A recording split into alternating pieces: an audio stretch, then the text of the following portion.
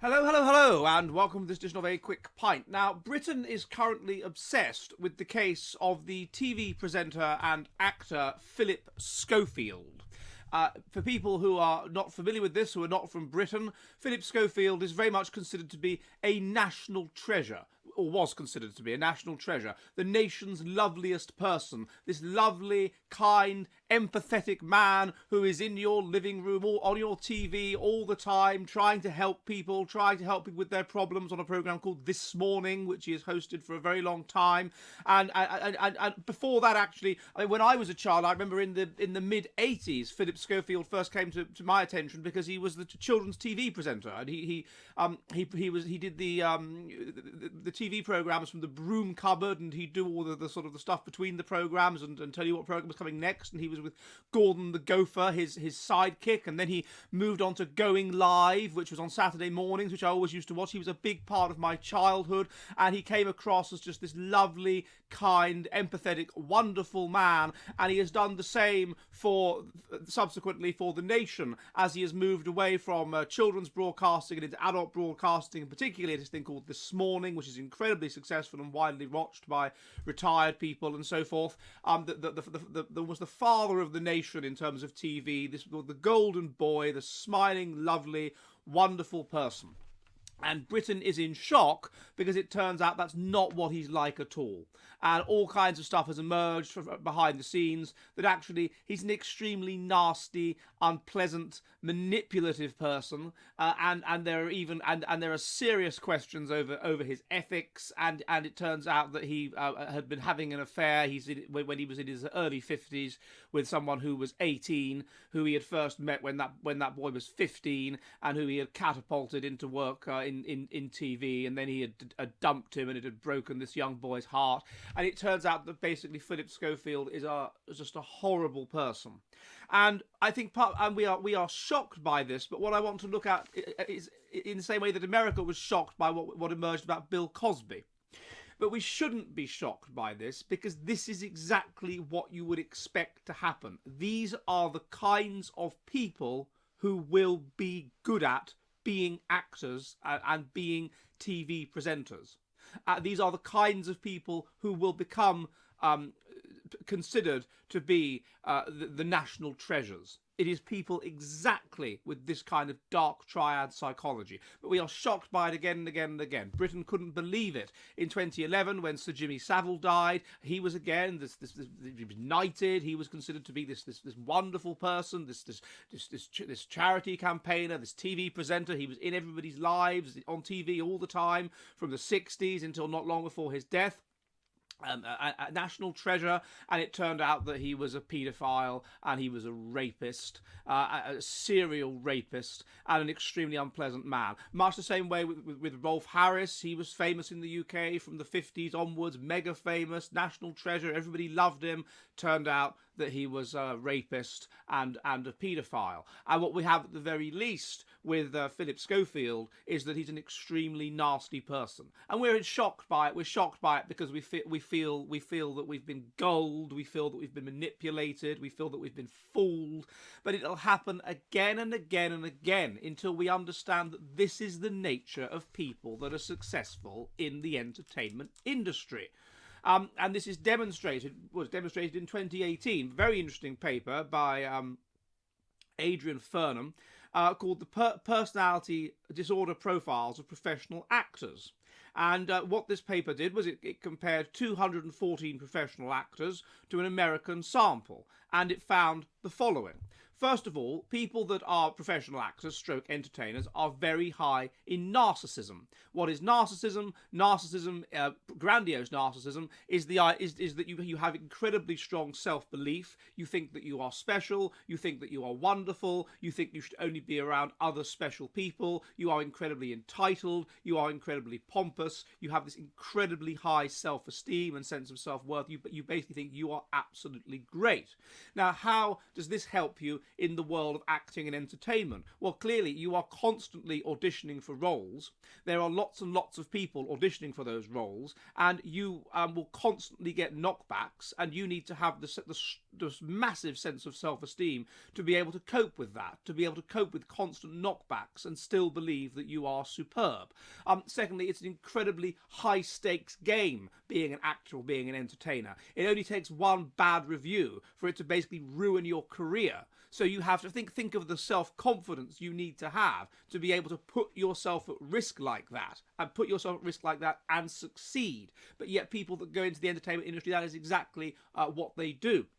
So they and they are constantly, as I say, competing against other people wanting the same thing. Well, this high-stakes profession where the payoff can be absolutely enormous and so forth. And also people that are narcissistic, they love being worshipped. They love being looked up to. They love people thinking that they're wonderful. And so obviously, if you're narcissistic, then there's a motive there. Acting and entertaining will if it pays off, will make people think that you're great and you're brilliant. And so this will feed your narcissism. This will help. This will puff you up even further, because you love being worshipped. You love being adored. So you can see how both in terms of motivation and in terms of the ability to cope, narcissistic people are likely to go into and cope better in the incredibly harsh and difficult world of acting and entertainment. Secondly, it was found that people that are good at acting and entertaining are high in borderline personality disorder. Well, what is borderline personality disorder? Borderline personality disorder is one that you have a fundamental fear of abandonment, a chronic fear of abandonment, and basically on that level a kind of low self-esteem.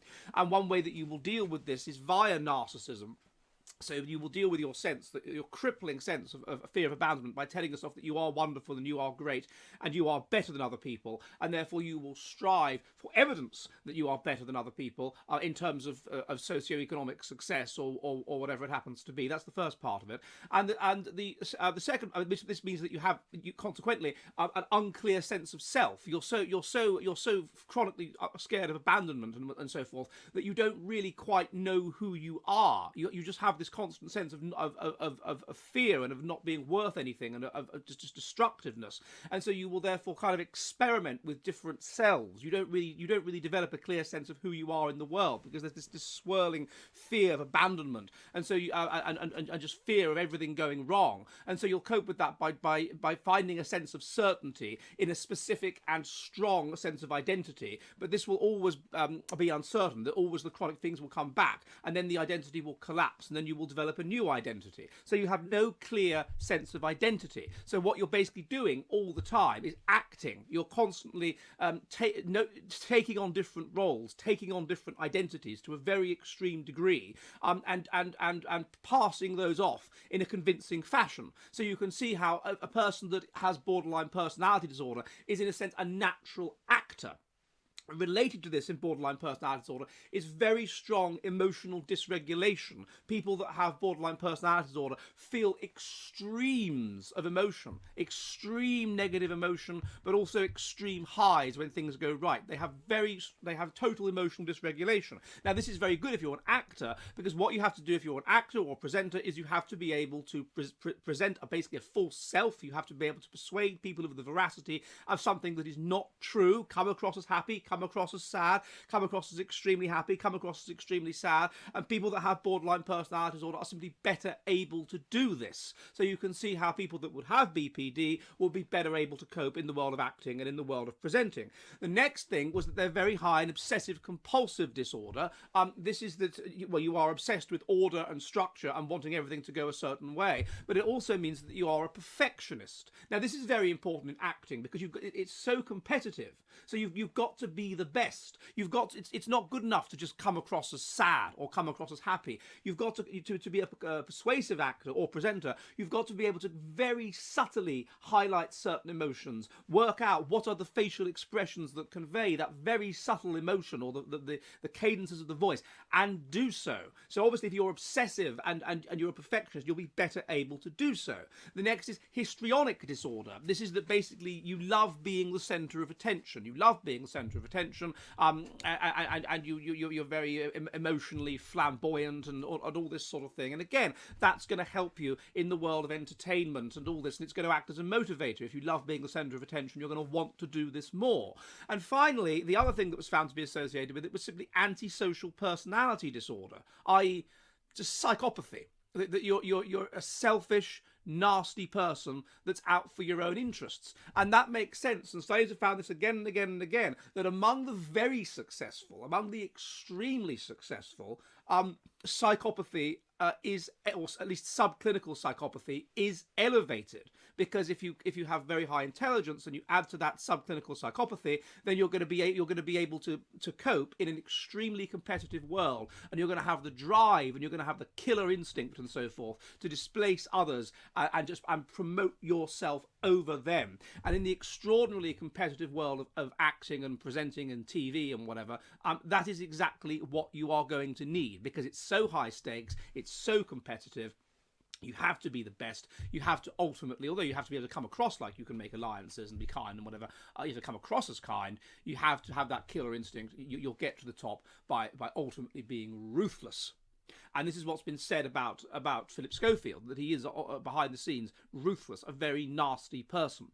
So we are surprised by this again and again. We allow these people into our living rooms and onto our TVs and into our hearts. And we can't believe it when it is discovered that Sir Jimmy Savile or Rolf Harris or Phillip Schofield are actually rather unpleasant people. But that is what predicts being successful in that world. And now people are talking about Holly Willoughby and, oh, isn't she lovely? No. Again, what predicts being successful in that world? The traits that Adrian Furnham has delineated.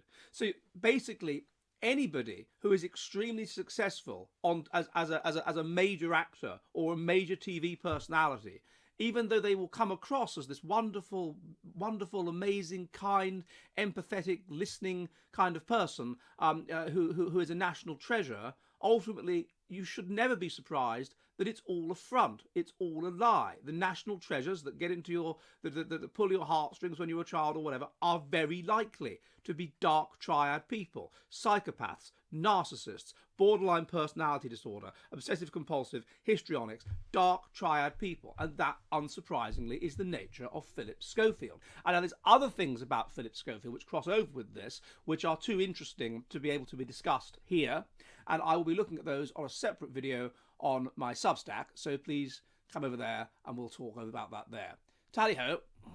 Hello, hello, hello! The Jolly Heretic is an online public house which meets on Mondays and Thursdays at 7 p.m. UK time, 2 p.m. New York, in which we discuss the kind of based, fearless science which is increasingly expunged from our woke, joke universities. If you would like to help the Jolly Heretic public house, and there are many ways you can do so, please become one of my patrons on Subscribestar. Also, if you want to, you can donate to the channel using Odysee and Entropy, and you can also purchase Jolly Heretic merchandise, such as shirts and mugs. All of the links are in the description. Again, I'd be most violently grateful if you could assist the Jolly Heretic Public House, and I will see you all soon, and goodbye!